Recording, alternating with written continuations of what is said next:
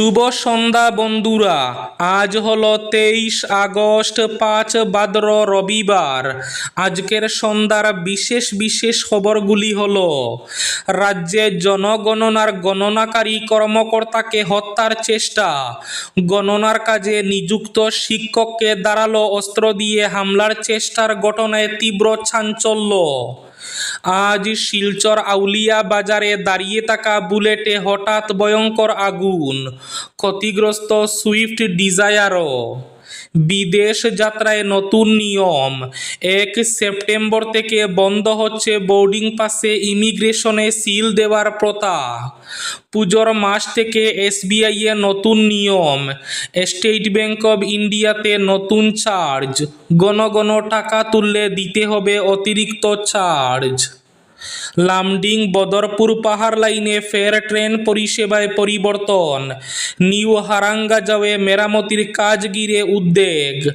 আবার 23 ও 24 আগস্ট বাতিল গৌহাটি শিলচর এক্সপ্রেস। এক বছরে স্কুল ছুট প্রায় 4.5 লক্ষ পড়ুয়া। ছাত্রছাত্রীদের বিদ্যালয়মুখী করতে শিক্ষা যাত্রা সরকারের।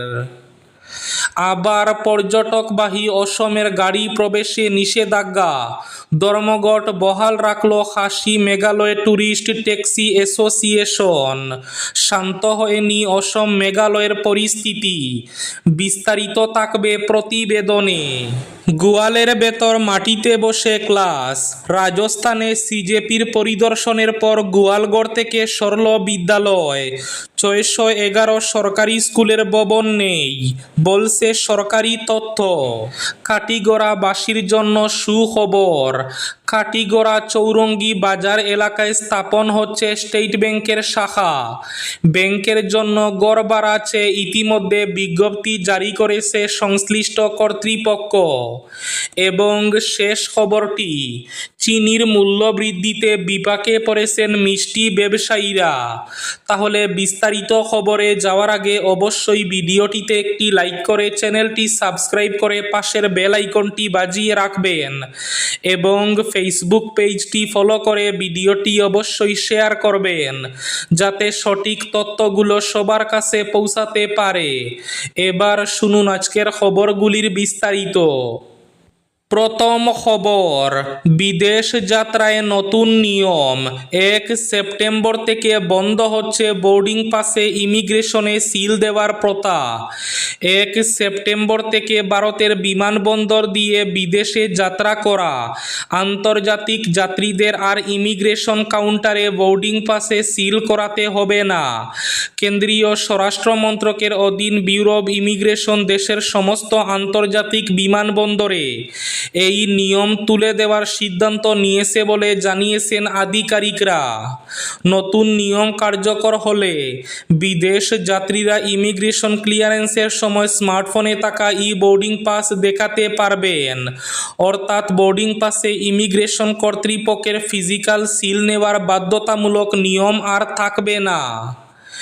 এদিকে পুজোর মাস থেকে এসবিআইতে আসছে নতুন নিয়ম, নতুন চার্জ কাটা হবে। ঘন ঘন টাকা তোলা হলে চার্জ কাটা হবে।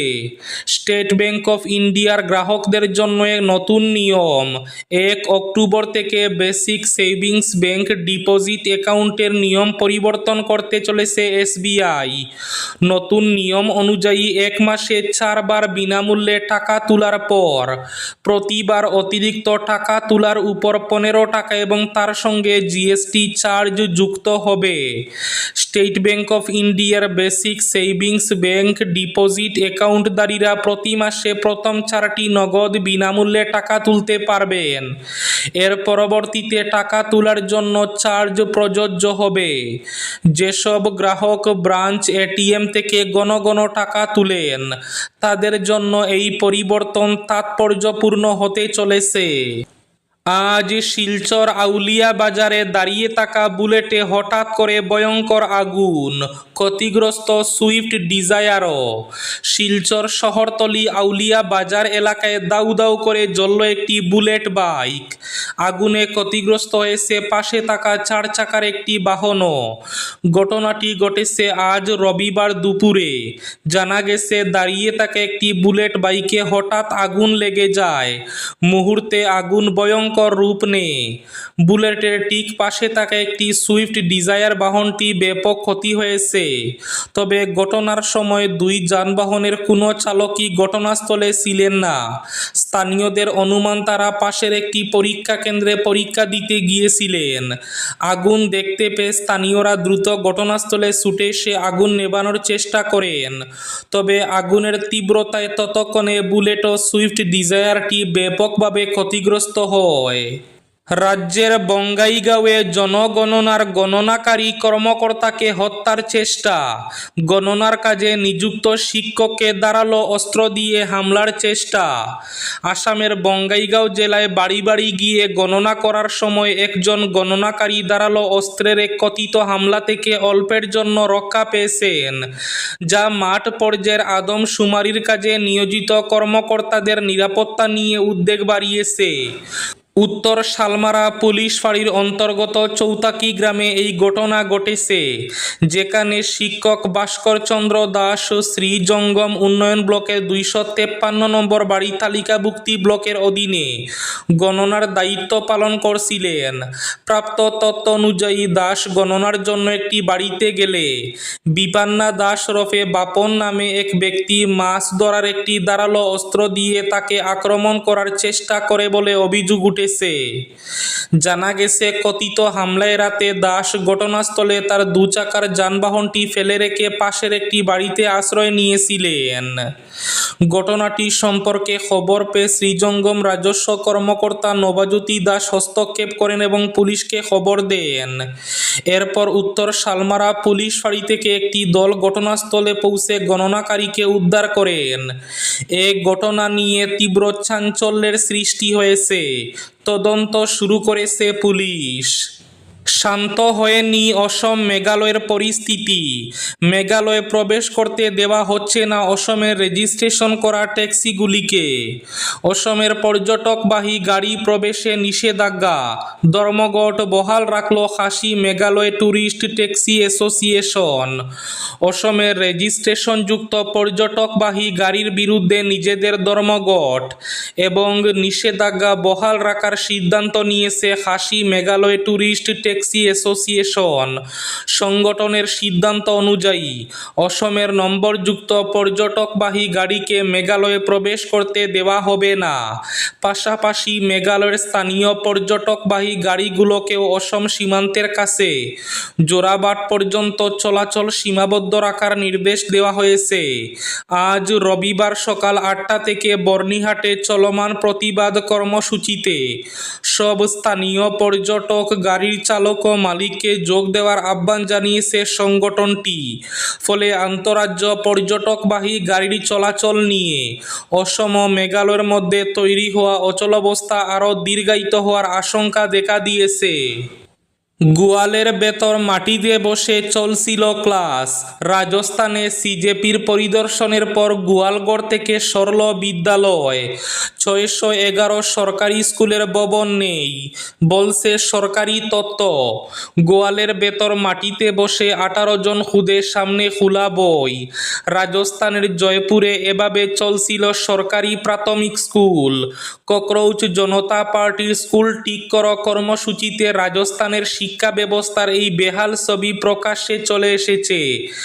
এরপরই তড়িঘড়ি এই স্কুলটি নিকটবর্তী একটি বাড়িতে সরানো হলো।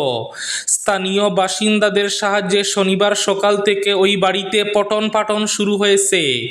ওই স্কুলটি সরানোর জন্য 48 ঘন্টার সময়সীমা বেঁধে দিয়েছিলেন সিজেপির প্রতিষ্ঠাতা অভিজিৎ দীপকে।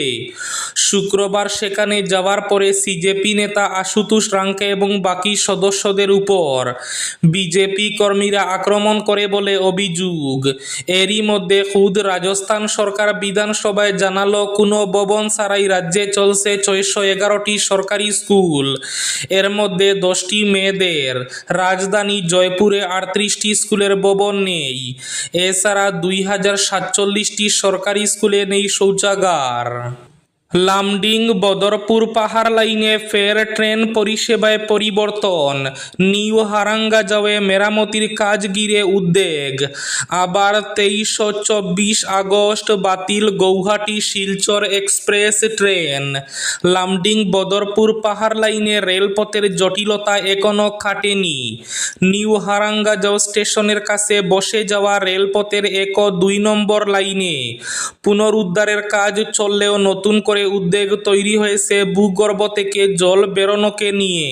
ফলে আগামী 1 মাসের মধ্যে ওই এলাকায় রেলপথের মেরামতির কাজ সম্পূর্ণ করে স্বাভাবিক ট্রেন পরিষেবা ফিরিয়ে আনা সম্ভব হবে কিনা তা নিয়ে প্রশ্ন উঠেছে। উত্তর পূর্ব সীমান্ত রেল সূত্রে জানা গিয়েছে, নিউ হারাঙ্গাজাও স্টেশনের কাছে 1 ও 2 নম্বর লাইনের নিচের মাটি ও পাথর ধসে যাওয়ার পর সেখানে মাটি ভরাট করে পুনরুদ্ধারের কাজ চলছে। এবার শেষ খবরটি। এ বছরই স্কুল ছুট প্রায় 4.5 লক্ষ পড়ুয়া। রাজ্যে ছাত্রছাত্রীদের বিদ্যালয়মুখী করতে শিক্ষা যাত্রা সরকারের। রাজ্যের সরকারি স্কুলগুলোতে ভয়াবহভাবে হ্রাস পাচ্ছে স্কুল ছুট পড়ুয়াদের সংখ্যা। অঙ্গনওয়াড়ি স্কুল শেষ করে হাজারো পড়ুয়া পড়াশোনা ছেড়ে দিচ্ছে। এটাই রাজ্যে বর্তমানের করুণ চিত্র। সমগ্র শিক্ষার তথ্য অনুযায়ী 2025 সালে রাজ্যে 14 থেকে 18 বছর বয়সের 4,52,321 জন ছাত্রছাত্রী স্কুল ছেড়েছে। এদিকে অন্য 4,43,954 জন ছাত্রছাত্রী 45 দিনের বেশি স্কুলে আসেনি। গৌহাটিতে অনুষ্ঠিত শিক্ষা বিভাগের এক উচ্চ পর্যায়ের বৈঠকে এই তথ্য সামনে এসেছে। দুর্দশার এই ছবি সামনে আসায় একদিকে উদ্বিগ্ন অভিভাবকরা, অন্যদিকে উদ্বিগ্ন রাজ্য সরকার ও রাজ্যের শিক্ষা বিভাগ। তাই এবার স্কুল ছুট ছাত্রছাত্রীদের স্কুলে ফিরিয়ে আনতে শিক্ষা যাত্রা চালু করতে হয়েছে সরকারকে। এতে 2026-27 অর্থবছরে স্কুল ছুটি শিশুদের শনাক্ত করে তাদের স্কুলে ভর্তি করা এবং আবারও শিক্ষার মূল স্রোতে ফিরিয়ে আনার প্রক্রিয়াকে শক্তিশালী করাই এই পদক্ষেপের মূল লক্ষ্য। এই ছিল আজকের সন্ধ্যার বিশেষ খবরগুলি। ভিডিওটি অবশ্যই লাইক করে শেয়ার করে দেবেন।